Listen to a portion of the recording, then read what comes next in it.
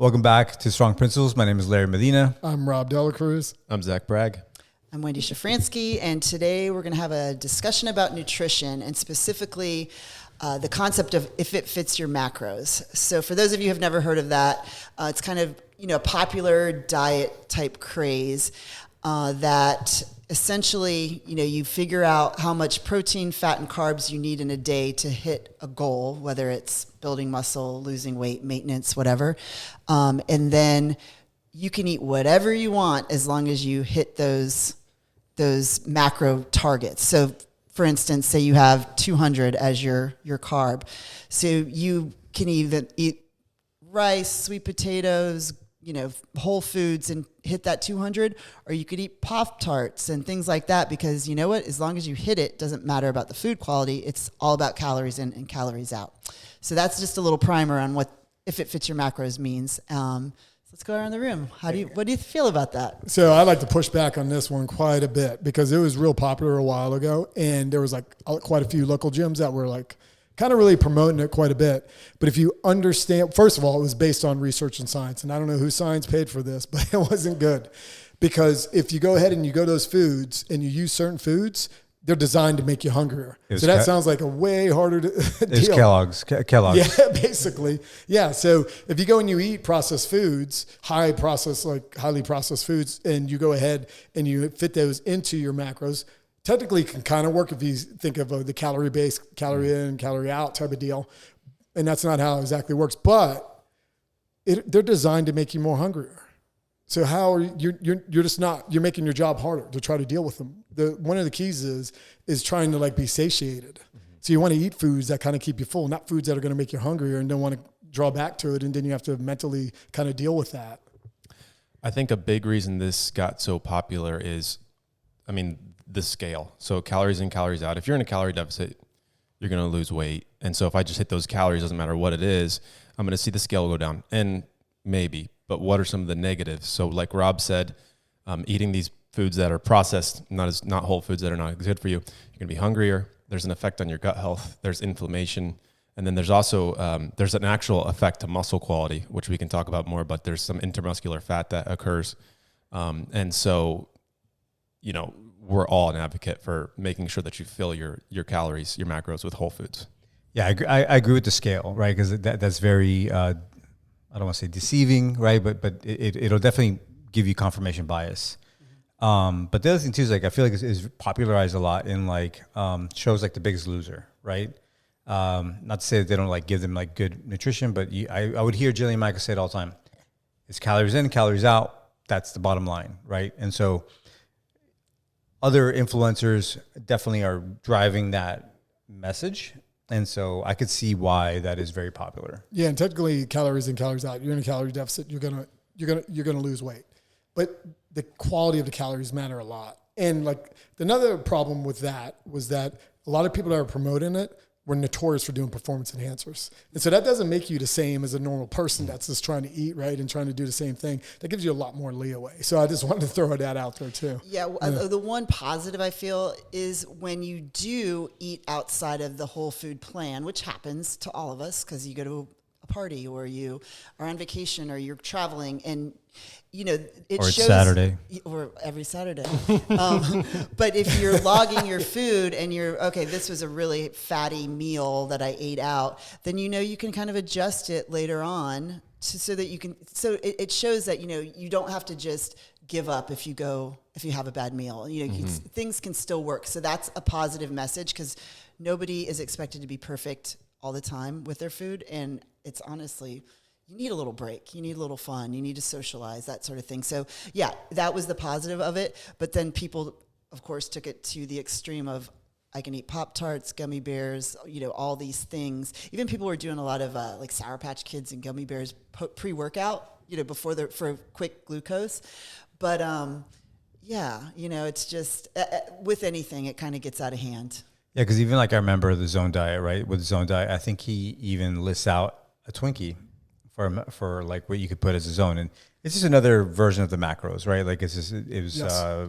What do you call it? Blocks versus a macro, right? So I could see it's just what's been told to us, Yeah. right? Like yeah, this the and so one thing too, and I think we're seeing this now. There's a lot that's coming out now that you're seeing, and like some of the rug has been pulled over that now we can see like what the base is of what the food. But like even you're mentioning Twinkies, when that Zone diet came out, the Twinkie actually wasn't that bad. That Twinkie right now is really bad. It's no longer the same food.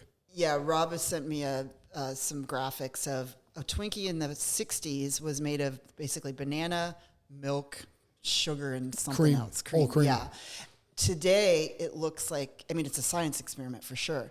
And, you know, a lot like potato chips used to be potatoes and oil. Now it's who knows what. Yeah. You know, It's like super all these confusing things. to people. And a little bit of the problem is that people don't understand the vast difference in whole foods and ultra processed foods.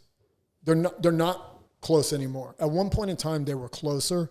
They're not anymore. Right. And people, you know, there's a lot of just like, you know, like kind of greenwashing, like, oh, it's organic or it's added protein or it's gluten free, and people get sucked into that, but then it's highly, highly processed. So, yeah. And it's fortified with vitamins. Cheerios is heart healthy. I'm like, what? No. It doesn't work that way. There's things like RX Bar or Siete brands, and they were small brands that, you know, their founder created, and they gained popularity because they were healthy. They had a few ingredients. Quality and then a ingredients. Kellogg's or a Post buys it. People think it's the same product, but if they flipped over the label, they'd realize it's now full of fillers and... That's interesting. I It's had nonstop. no idea about that. Yeah. That RX Bar was bought, I think, was it $600 million or something years ago?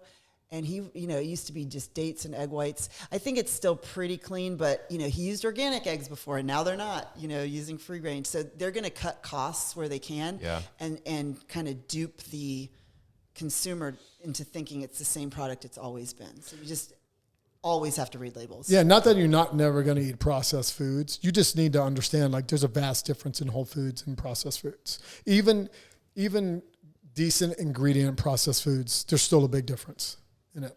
Yeah. And if we go back, so if you're listening to this and we talk about why would a person go down this road anyways? Why would a person want to start tracking their calories or start tracking their macros? It's because they want to have a good physique. They want to move better. They want to be healthier. And so the convincing point is, so if I can just fit in my calories, but the best physiques are going to be built on whole foods, not processed foods. And so that's going to be the best physique you can build because, like we talked about, processed foods can have a effect on muscle quality. And if you want to be healthier, processed foods can lead to inflammation, cause poor gut health, and have, you know, bad, it doesn't satiate you. So ultimately, you look at down those two factors. And so let's talk about the first one then, maybe we can go into it, is quality muscle. So building a good physique with quality muscle, intramuscular fat, what is that? Yeah, so there's a real good doctor, Gabrielle Lyons, is an expert in this, but quality tissue. So we didn't understand it as much as we do now. So ultra-processed foods does this, not whole foods. So you think of a steak, Wagyu, or like a steak that's a lot marbled. So there's fat inundating the tissue. So that happens in the muscle, tendons, and ligaments, inundates that tissue. So it does not make it as good as quality tissue anymore. It doesn't have the same contractile. But the processed foods do that. And they put it in, they kind of like infiltrate the tissue. Few ways to get it out. One is start eating better. Two is strength training. But that's a major issue that happens with people. And people don't realize that ultra processed foods does that. We didn't understand it as much before. And so you can be working out or you can think your muscle is there, but it's not great quality. And so here's a lot that we run into. So adipose is deposited into the deep fascia throughout the muscle groups. You have somebody go onto an InBody and it won't pick that up. It won't pick that up that there could be some adipose deposited into the muscle tissue. And so what happens? Fat. Yeah, I was gonna say adipose is the brown fat in your muscle. Yeah, it's just fat inside that tissue in the muscle. So you put somebody on InBody, and we've run into this a lot. And this was a tough one for me to wrap my head around too, because I was like, why is this happening? But you put somebody on a good quality diet, maybe they're in a deficit or whatever, or they're in a slight deficit or just eating maintenance, but you switched them to whole foods, so then they start seeing changes. And they get on an InBody, and the InBody says that they lost some muscle. What's happening? a lot of times there's actually that fat is actually getting out of the muscle. And so that's not picking up, that's just picking up the volume of the muscle. That's not picking up the actual muscle quality. So it's hard to convince them, but we have to convince them that this is actually a good thing. We're going to see this, but then we're going to start to see that muscle mass ramp up from there. And so these machines can't pick it up. And that's why we didn't know too much about it back then either. And so when you don't see that being picked up, that can be a little bit of a deterrence, but this is what's going to happen. Yeah. And really, like, you know, so reading a little bit of the Outlive book, right? Once you get fat in your muscle, that's when it starts to become really dangerous, and the effect of diabetes and everything else. Insulin resistance. And so, you know, so it's really like a mind game of, like, you know, what you're saying, where like you do the InBody and you see that you're losing muscle, but in reality, it's you're not, and also you're correcting some things in there that it's like a silent killer. Yeah, the quality of the muscle is actually getting better. Yeah, and that's confusing to people. We run into that all the time. But like not only the intramuscular fat, but also the visceral inside around the organs. Around the organs, yeah.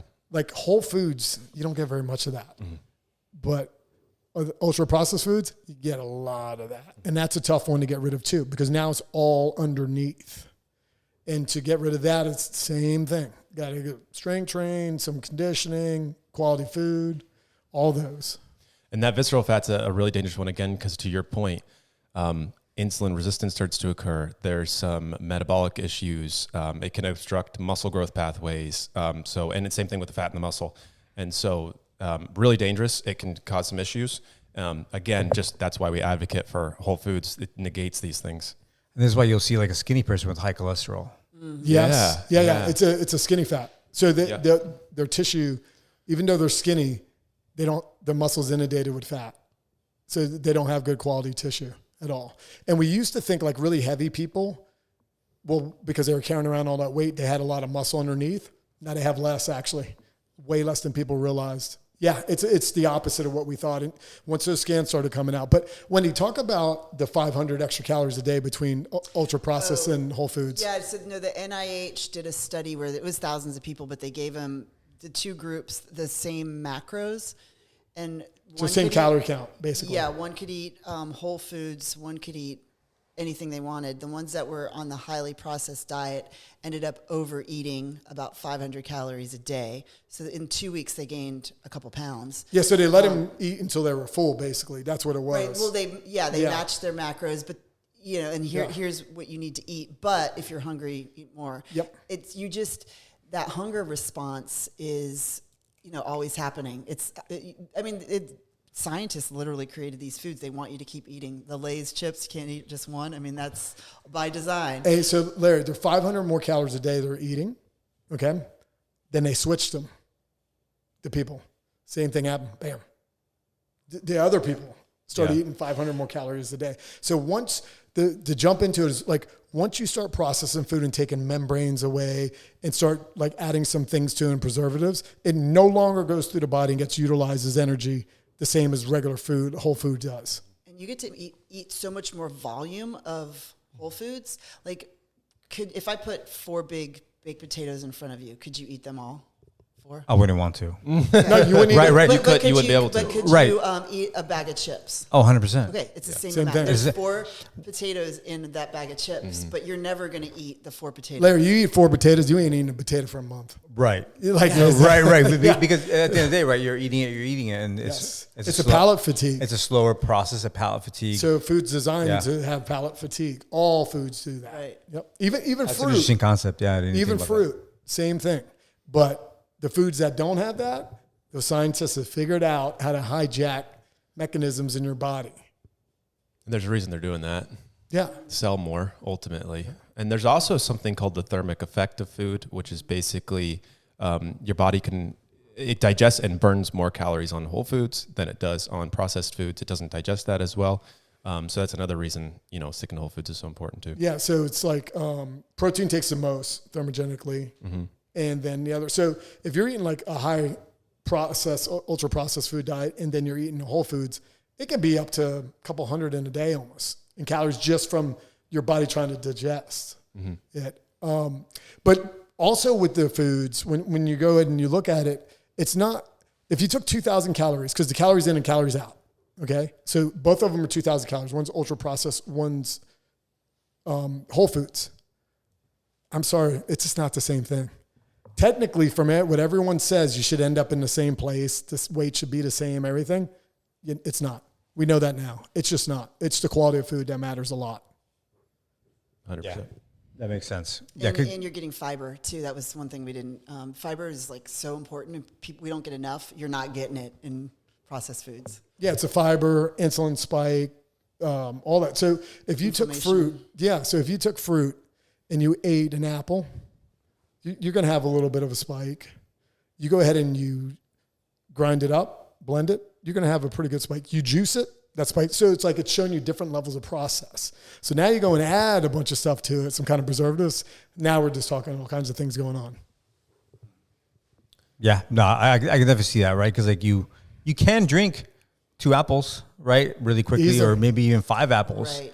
right? Apple juice. I've seen people just pound a whole thing of apple juice, right? But in reality, can you eat that many apples? And the mechanism of chewing too is The palate fatigue. yeah. Yeah, so the food has, so like the apple automatically has fiber in it.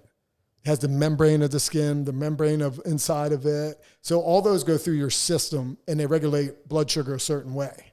But you start taking some of that away, so then the body gets mixed signals. So it doesn't know, it's not getting all, it's getting this like really big signal, but it's not getting the nutrients. So what you run into is when people, those foods are not that nutrition. They're not nutrient dense at all. No, not at all. And so they get fortified with like vitamins and calcium, but we know that this doesn't work really well compared to whole foods.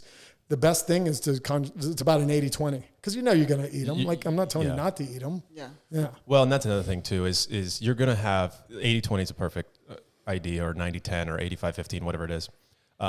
It requires a lot more work to eat whole foods. You got to cook it. You got to prep it. You got to make a conscious effort to have that ready for you.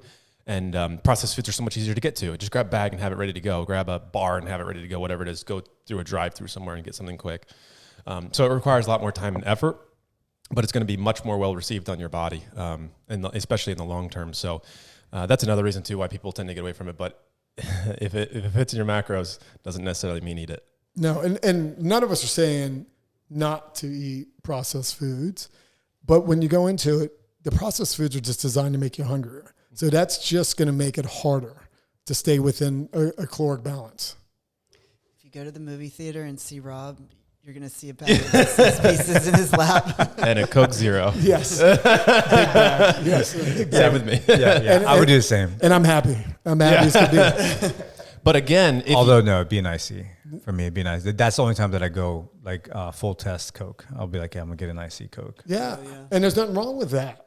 If you've consistently stuck to whole foods most of the time, 80-90% of the time, when you go to have a processed food, your body's going to handle it a lot better too, versus just eating those processed foods over and over again. It's like, okay, so someone like Rob, his diet's all whole foods. All of us, our diets are mostly whole foods. So when you see us go out, it's like, oh, well, that's not on the diet now, is it? Well, but it's okay at this point because we're so consistent everywhere else. Yeah, so you've built yourself to be able to do that. And a lot of times then you're like, oh, I feel like crap after that meal. I can't wait to start eating clean again. Yeah. Like when we go on vacation, I'm like, I want a vegetable so bad to like scrub my insides. You know?